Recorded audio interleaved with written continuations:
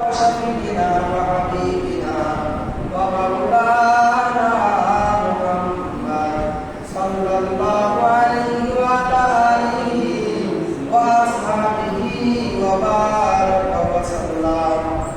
اللهم صل على سيدنا ونبينا وشفيعنا وحبيبنا ومولانا محمد صلى الله عليه وعلى آله وأصحابه وبارك وسلم. اللهم صل على سيدنا ونبينا وشفيعنا وحبيبنا ومولانا محمد صلى الله عليه وعلى آله وأصحابه وبارك وسلم. আলহামদুলিল্লাহ, যে মহান রব্বুল আলামিন আপনাকে আমাকে জান্নাতের ঘরে বাইতুল্লাহ বসে আসবার বসবার তৌফিক দান করেছেন, এজন্য সকলের শুকরিয়া আদায় করতে বলে আলহামদুলিল্লাহ। আলহামদুলিল্লাহ। আশিকান জাকিরানদের মাজলিস অত্যন্ত দামি মাজলিস, যেই মাজলিসে বসার সুযোগ আল্লাহ রব্বুল আলামিন তার আমলনামা থেকে সমস্ত সগীরা গুনাহ মাফ করে দেয়।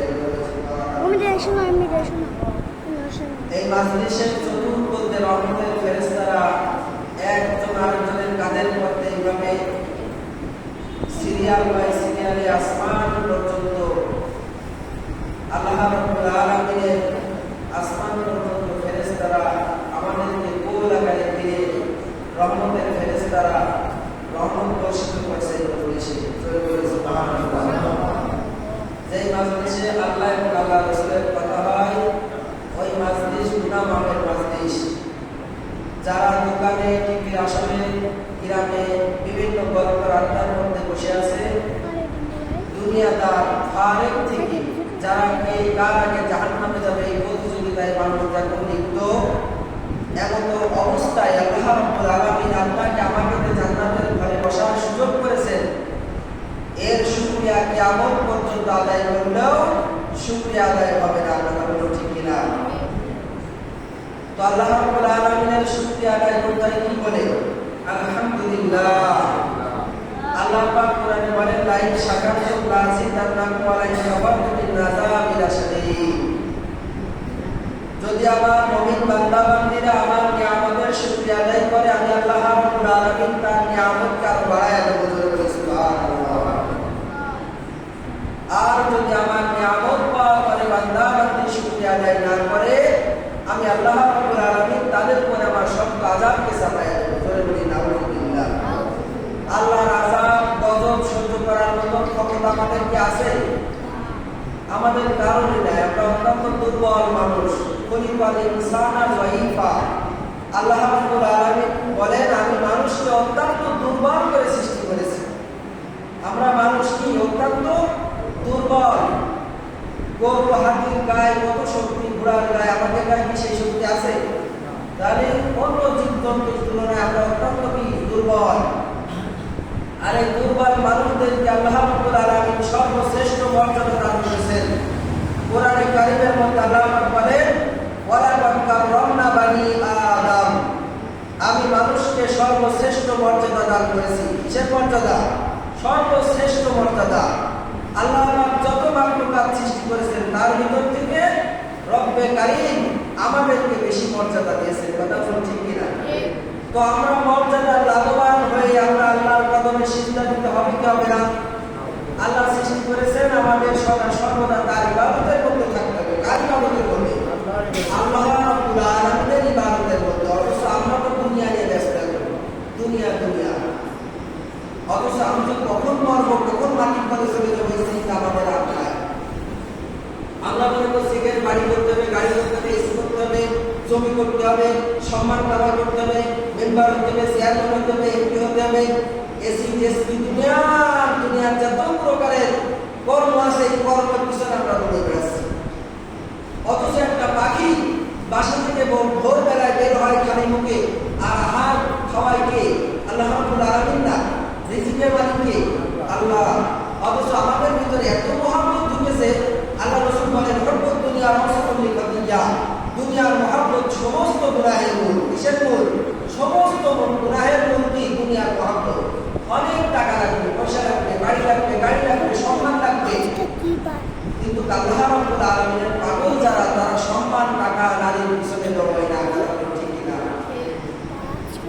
আল্লাহর যারা মুমিন বান্দা, এই আল্লাহর মুমিন বান্দাদের চিন্তা চেতনা সদা সর্বদা যে আমার আল্লাহ কোন কাজে খুশি, আমার আল্লাহ কোন কাজে বেজার।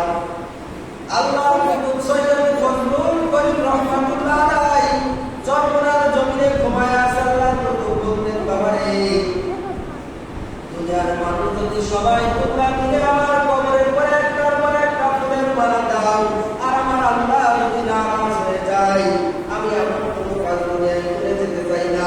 আমার আল্লাহ যেই কাজে খুশি হোক, দুনিয়ার সমস্ত মানুষ যদি জুতোর মালা নিয়ে আমার কবরটা ভরপুর করে রাখে, আর আমার আল্লাহ যদি আমাকে ভালোবেসে কবরে মাফ করে দেয়, ওই জুতোর মালা আমার অন্য কোনো কিছু আসে যায় না। কথা বলো ঠিক কিনা? মানুষ আমার খারাপ বলতেই পারে, মানুষের চোখে ভালো হতে হবে, মানুষের চোখে বিশাল বুজুর্গ সাথে হবে। তাই তো কবি বলেন, বুজুর্গ নেই হাম তো জরুরত, গুনাহ মাফ না বানালে আয়ে খোদা। বুজুর্গ হওয়ার তোমার জন্য জরুরত নয়, তোমার জন্য জরুরত কি আমার ইবাদত বন্দেগী যেন আমার মাসুম আল্লাহ কবুল করে। কথা বলছে কিনা? মানুষের দেখাই ইবাদত করতে কি আল্লাহ কবুল করবে? মানুষের দেখাই কোনো ইবাদত করা যাবে না। যা কিছু করবো তার জন্য, সব কিছু আমার আল্লাহর জন্য। কথা বলুন ঠিক কিনা? আল্লাহর জন্য করতে হবে, হাঁটতে চলতে ফিরতে আল্লাহর জিকির করতে হবে। আল্লাহ রাব্বুল আলামিন কোরআনের মধ্যে বলেন, ইয়া আইয়ুহাল্লাযীনা আমানু কুল্লাহা যিকরান কাসীরা ওয়া সাব্বিহু বুকরাতাও ওয়া আসীলা। হে আমার ইমানদার বান্দা বান্দীরা, তোমরা বেশি বেশি পরিমাণ সকাল সন্ধ্যা আল্লাহর জিকির করো। কার জিকির? আল্লাহর জিকির। যার জবানে আল্লাহর জিকির থাকবে, ওই বান্দার জবান দিয়ে মিথ্যে কথা বের হবে না। যেই বান্দার জীবনে যার জবানে জিকির থাকবে, ওই বান্দার জবান দিয়ে কখনো মানুষকে কষ্ট দিতে পারে না। যেই বান্দার জবানে আল্লাহর জিকির থাকে, আল্লাহর স্মরণ থাকে যার কলবের মধ্যে, ওই বান্দার অন্তরে দুনিয়ার মহব্বত জায়গা করতে পারে না। কারণ তার খেয়াল সবসময় আমার মাওলা কিসে খুশি, আমার আল্লাহ কিসে নারাজ। যার কলবের মধ্যে আল্লাহ সেট হবে, ওই বান্দা সব কিছুতেই শান্তি পাবে। আমরা মনে করি বাড়ির মধ্যে শান্তি, গাড়ির মধ্যে শান্তি, টাকার মধ্যে শান্তি, নারীর মধ্যে শান্তি। আল্লাহর কুতুব বলেন, না না, দুনিয়ার কোনো কিছুর মধ্যেই শান্তি নাই। আল্লাহ যার কলবে শান্তি দান করবেন, ওই বান্দাই শান্তি পাবে। কথা বলুন ঠিক কিনা? যার কলবের মধ্যে আমার আল্লাহর জিকির থাকবে, যার কলবের মধ্যে আমার আল্লাহর ভয় থাকবে, ওই বান্দার কলবের মধ্যে আল্লাহর শান্তি থাকবে। কথা বলুন ঠিক কিনা? যারা আজকে দুনিয়া দুনিয়া করছে, আল্লাহকে ভুলে গিয়েছে, ওদের মাথার মধ্যে দুনিয়ার পেরেশানি। কথা বলুন ঠিক কিনা? আর যে আল্লাহকে মানার মতন মানতে পারবে, আল্লাহকে ডাকার মতন ডাকতে পারবে, ওই বান্দার জন্য দুনিয়ায় কোনো পেরেশানি থাকবে না। সব কিছুর জিম্মাদারি কে নিবে? আল্লাহ নিবে। সমস্ত সব কিছুর জিম্মাদার আমার আল্লাহ নিবে। ও বান্দা, তোমার আসা যাওয়া সব কিছু তো আল্লাহর হাতে। তোমার হাতে তো কোনো কিছুই নাই, আছে নাকি? আমার হাতে কিছু নাই। আমার সুস্থ থাকা, আমার অসুস্থ থাকা সব কার হাতে? আল্লাহর হাতে। তাহলে আমরা কোন আশায় দুনিয়ার পিছনে দৌড়াচ্ছি? আরে হঠাৎ একদিন আমার সামনে সাল্লাম চলে আসবে, আর দুনিয়ার মায়া ত্যাগ করে অন্ধকার গহীন কবরে নিয়ে চলে যাবে। আর অন্ধকার কবরের সাথে নাই, বাকি নাই, বন্ধু নাই, বান্ধব নাই, কেউ নাই, নাই নাই আল্লাহ বাদে আর কেউ মাবুদ নাই। ওই অন্ধকার কবরে আমার আল্লাহ ছাড়া কেউ আপন নয়। একমাত্র কলবে আল্লাহকে রাখতে হবে, সমস্ত গায়রুল্লাহ দূর করে ফেলতে হবে। লা ইলাহা ইল্লাল্লাহ, আল্লাহ বাদে আর কেউ মাবুদ নাই। কলবের মধ্যে আল্লাহই আছে। কলবের মধ্যে কে আছে? একমাত্র আল্লাহ, আর কোন ইলাহা নাই। আমাদের ইলাহা শুধু একমাত্র কে? আল্লাহ। একটু ডাকেন না, আল্লাহ। আল্লাহ ডাকে কি যে মজা,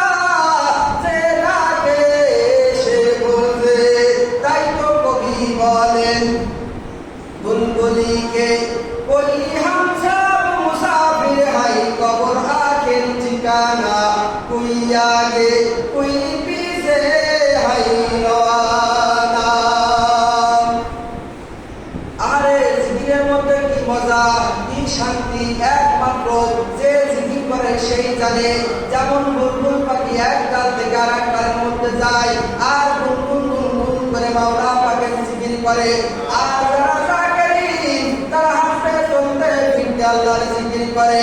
আরে দুনিয়ার মধ্যে কোনোটাই শান্তি পাবে না, একটু আল্লাহর জিকির করেই দেখো, এর মধ্যে আমার আল্লাহ কত মধু রেখেছে। আল্লাহর নামই শান্তি। আল্লাহ ইব্রাহিম আলাইহিস সালামের কাছে পরীক্ষা করার জন্য একবার ফেরেশতা আল্লাহ রাব্বুল আলামিনকে বলতে লাগলেন, আল্লাহ আপনার ইব্রাহিম দুনিয়া বাদশাহী পেয়ে সব কিছু ভুলে গিয়েছে, দুনিয়ার বাদশাহী পেয়ে আপনাকে ভুলে গিয়েছে। ফেরেশতারা আল্লাহকে বলছে, আল্লাহ বলছো ফেরেশতারা যাও, আমার ইব্রাহিম সত্যি আমাকে ভুলে গিয়েছে, তাকে পরীক্ষা করো। ইব্রাহিম আলাইহিস সালামের দরজায় ধরে বললেন, সুবহানাল্লাহি ওয়া বিহামদিহি সুবহানাল্লাহিল আযীম। আল্লাহর মুহাব্বতের বান্দা সঙ্গে সঙ্গে ঘরের মধ্যে থেকে ইব্রাহিম আলাইহিস সালাম বের হয়েছে আর বলতেছে, কে গো তোমরা কারা গো, আমার মাওলার নামের জিকির করো। এই কথা বলে তিনি বাসার ঘর থেকে বের হয়ে দেখে একদল মানুষ বলতে আছে, সুবহানাল্লাহি ওয়া বিহামদিহি সুবহানাল্লাহিল আযীম। আল্লাহর পাগল বলতেছে, ইব্রাহিম আলাইহিস সালাম ওগো ভিক্ষুকেরা, তোমরা এত সুন্দর জিকির কোথা থেকে শিখেছো? আমার মাওলার নামটা একটু আরেকবার বলো না, কত না মজা লাগে জিকিরের মধ্যে। এই জন্য জিকির করতে হবে, বেশি বেশি জিকির করলে আল্লাহর সাথে বান্দার মহব্বত তৈরি হয়, আল্লাহর সাথে বান্দার মহব্বত তৈরি হয়। নামাজ বেশি বেশি পড়লে আল্লাহর সাথে বান্দার মহব্বত তৈরি হয়। জিকির, নামাজ, রোজা, আল্লাহর যে বিধানগুলো আল্লাহ দিয়েছে শরীয়তের, এই শরীয়তের বিধানগুলো মানলে আল্লাহর সাথে আর বান্দার সাথে একটা গোপন সম্পর্ক তৈরি হয়, যার নাম মারিফাত। আর এই মারিফাত ওই বান্দাই পাবে যে বান্দা বেশি বেশি আল্লাহর জিকির করবে। কার জিকির? আল্লাহর জিকির। যারা বেশি বেশি আল্লাহর জিকির করবে আল্লাহ তাদের মউতের সময় কালেমা নসিব করবে। জোরে বলি সুবহানাল্লাহ। যার জবানে জিকির থাকবে না, মরণের সময় মা গো বাবা গো বলে চিল্লাবে। আর যার জবানে জিকির থাকবে তার বের হবে না ইলাহা ইল্লাল্লাহ, লা ইলাহা ইল্লাল্লাহ, লা ইলাহা ইল্লাল্লাহ। আমাদের বাইতুল মুকাররম মসজিদের খতিব সাহেব আল্লাহর ওলি, একজন জিন্দা ওলি, আব্দুল মালিক হাফিজাহুল্লাহ, সদা সর্বদা আল্লাহর জিকির করে, জুমার দিন বয়ান করে, তার মধ্যে একটু ফাঁকে ফাঁকে লা ইলাহা ইল্লাল্লাহ, লা ইলাহা ইল্লাল্লাহ। ওনার একজন মুসল্লি ওনাকে প্রশ্ন করলেন, আপনি বয়ানের ফাঁকে ফাঁকে মানুষের সাথে কথা বলার ফাঁকে ফাঁকে ওদেরকে আপনি বলেন লা ইলাহা ইল্লাল্লাহ। আল্লাহর ওলি সব দিয়ে বললেন, ও ভাই আমার তো কোনো হায়াতের গ্যারান্টি নাই, কখন আজরাইল সালাম চলে আসে, এই জন্য আমার জবানে আমি লা ইলাহা ইল্লাল্লাহ সেট করে ফেলেছি। আল্লাহ বাদে কোনো মাবুদ নাই। হাঁটতে চলতে ফিরতে যারা বেশি বেশি লা ইলাহা ইল্লাল্লাহ, লা ইলাহা ইল্লাল্লাহ, লা ইলাহা ইল্লাল্লাহ, যারা জিকিরের বিরোধিতা করে তারা জিকির করে না। কথা বলুন ঠিক কিনা? যারা জিকিরের আদেশ করে তারা জিকির করে, জিকিরের মধ্যে অনেক ফজিলত আছে। যারা জিকির করে তাদের নামাজ সুন্দর হয়, যারা জিকির করে তাদের কোরআন তেলাওয়াত সুন্দর হয়, যারা জিকির করে তারা পিতা মাতার বাধ্য সন্তান হয়, যারা জিকির করে না তারা পিতা মাতার অবাধ্য সন্তান হয়। কথা বলুন ঠিক কিনা? যারা জিকির করে না তারা নামাজের মধ্যে শান্তি পায় না, যারা জিকির করে না তারা কোনো কাজের মধ্যে শান্তি পাবে না, কারণ জিকিরের মধ্যে আমার আল্লাহ শান্তি নির্ধারিত করেছে। কথা বলুন ঠিক কিনা? যেই বান্দা যত বেশি মাওলাকে ডাকবে ওই বান্দা তত বেশি মাওলার প্রিয় বান্দা হবে। আমরা সবাই আল্লাহর প্রিয় বান্দা হতে চাই কি চাই না? জান্নাতে যাওয়ার আশা আছে কি নেই? আছে। যদি জান্নাতে যাওয়ার আশা থাকে তাহলে সমস্ত দুনিয়াকে দূর করতে হবে। যেমন আল্লাহ কুতুবেরা করেন, দুনিয়াকে পা দিয়ে লাথি মেরে দূরে ঠেলে দিয়েছে, না, নাই ক্ষমতা, নাই কোনো বাহাদুরি, নাই কোনো বিরিগিরি, নাই কোনো মুক্তিগিরি, মুহাদ্দিসগিরি, ইমামগিরি, কিছু নাই। একমাত্র কে আছে? আল্লাহ আছে। দুনিয়ায় কেউ থাকবে না, থাকবে কে? একমাত্র আল্লাহ থাকবে। তাহলে আল্লাহর ইবাদত বন্দেগী করা লাগবে কি লাগবে না? আজকে আমরা যারা জিকিরের মজলিসে আসতে পারলাম, বসতে পারলাম, এই মজলিস গুনাহ মাফের মজলিস। এই মজলিসে বসলে কলব পরিষ্কার হয়। আল্লাহর জিকির করলে কি হয়? কলব পরিষ্কার হয়। আর কলব পরিষ্কার করার একমাত্র অস্ত্র হচ্ছে লা ইলাহা ইল্লাল্লাহ, লা ইলাহা ইল্লাল্লাহ, লা ইলাহা ইল্লাল্লাহ, লা ইলাহা ইল্লাল্লাহ। এই জিকিরের মধ্যে যে কি মজা! কোনো বুজুর্গ হতে পারে নাই, কোনো ওলি হতে পারবে না যতক্ষণ না আল্লাহর এই জিকির করবে। কথা বলুন ঠিক কিনা? জিকিরের মধ্যে যে কি মজা, কি যে শান্তি, জিকির না করা পর্যন্ত বোঝা যাবে না। অত্যন্ত গুরুত্বপূর্ণ ওষুধ। এজন্য আসুন আমরা আল্লাহর নাম ধরে এমন ভাবে ডাকবো। সুবহানাল্লাহ শব্দের অর্থ কি? আল্লাহ পবিত্র। সুবহানাল্লাহ শব্দের অর্থ কি? আল্লাহ পবিত্র। আলহামদুলিল্লাহ সমস্ত প্রশংসার মালিককে আল্লাহ, সমস্ত প্রশংসার যোগ্য একমাত্র আল্লাহ রাব্বুল আলামিন। কথা বলো ঠিক কিনা? আর কেউ নাকি? আল্লাহু আকবার। দুনিয়ায় কেউ বড় নাই, একমাত্র বড় কে? আমার আল্লাহ। আল্লাহর চাইতে বড় আর কেউ হতে পারবে না। একমাত্র বড় আমার আল্লাহ। লা ইলাহা ইল্লাল্লাহ। আল্লাহ বাদে আর কেউ মাবুদ নাই। আল্লাহ বাদে কেউ মাবুদ আছে? কোনো ইলাহ নেই, কোনো ক্ষমতাশালীকে কাউকে আমি মানি না, শুধু একমাত্র আল্লাহ। কথা বলছেন কিনা? আল্লাহ আল্লাহ আল্লাহ, ইকে মধুর জিকির। আল্লাহ আল্লাহ আল্লাহ আল্লাহ আল্লাহ। পাখিরা সব সময় কিচির মিচির করে আল্লাহু আল্লাহ আল্লাহু আল্লাহ। আমরা আপনারা কেউ বুঝি না, কিন্তু তার শুনতে সে আল্লাহকেই ডাকে। কথা বলুন ঠিক কিনা? পাহাড় পর্বত নদী নালা গাছপালা সব কিছু কার জিকির করে? আল্লাহর জিকির করে। আমরা মানুষ হইয়া কেন আল্লাহর সাথে বেমুখারামি করি? কেন মাওলাকে চিনলাম না? কেন আমরা আমাদের রহমাতাল লিল আলামিনকে চিনলাম না? যেই নবী শাফায়াত না করলে কেউ জান্নাতে যেতে পারবো না। পারবো নাকি? বিশ্ব নবী আমার রওজায় শুয়ে কান্দে আর বলে রব্বি হাবলি ইয়া উম্মতি। আহা, যেই নবী উম্মতের ব্যথায় ব্যতীত, অথচ তুমি আমি একদিনও নবীর প্রতি দুরূদ পড়ি না। ছোট দুরূদ সাল্লাল্লাহু আলাইহি ওয়াসাল্লাম, যে প্রতিদিন 1000 বার দুরূদ পড়বে, আল্লাহ রাসূল তার জন্য জান্নাতের সুপারিশ করবে। জোরে বলি সুবহানাল্লাহ। মুখে তো জিকির করে, জমি কোনে চাষ, কোনে আবাদ, কোনে কি আছে শুধু এই চিন্তা। কিন্তু আল্লাহর জিকির, আল্লাহর নবীর দুরূদ না করলে কি পরকালে কোনো শান্তি আছে? শান্তির মুক্তির ঠিকানা হচ্ছে আল্লাহ এবং আল্লাহ রাসূল। আল্লাহ এবং আল্লাহ রাসূলের প্রতি যারা বেশি বেশি অনুগত থাকবে, যারা বেশি বেশি জবানে জিকির থাকবে, যার বেশি বেশি নবীজির দুরূদ থাকবে, ওই বান্দা কোনো বিপদে পড়বে না। জোরে বলি সুবহানাল্লাহ।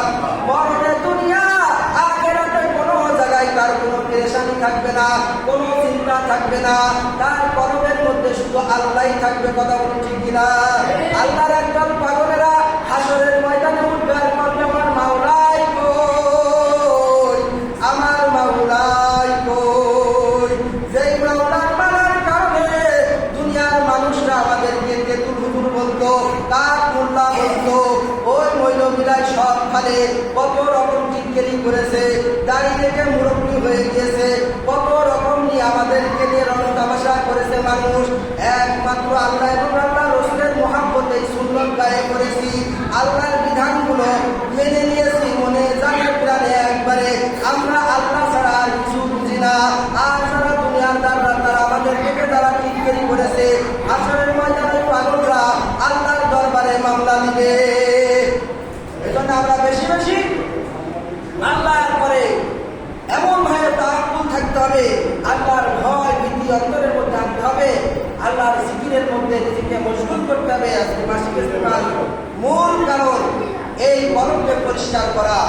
আর কলব এখন পরিষ্কার করার জন্য আমরা চক্ষুটা বন্ধ করব, বেশি বেশি আল্লাহ রাব্বুল আলামিন সবাই চক্ষু বন্ধ করে আমরা এখন কিছু সময় মাওলা পাকের জিকির করব। সবাই খেয়ালের সাথে আর চিন্তা করে ভাবনা করে দেখেন, আমি আর দুনিয়াতে নাই, আমি অন্ধকার গহীন কবরের মধ্যে, কোনো সাথী নাই, বাতি নাই, বন্ধু নাই, বান্ধব নাই, কেউ নাই নাই, আল্লাহ বাদে কেউ মাবুদ নাই।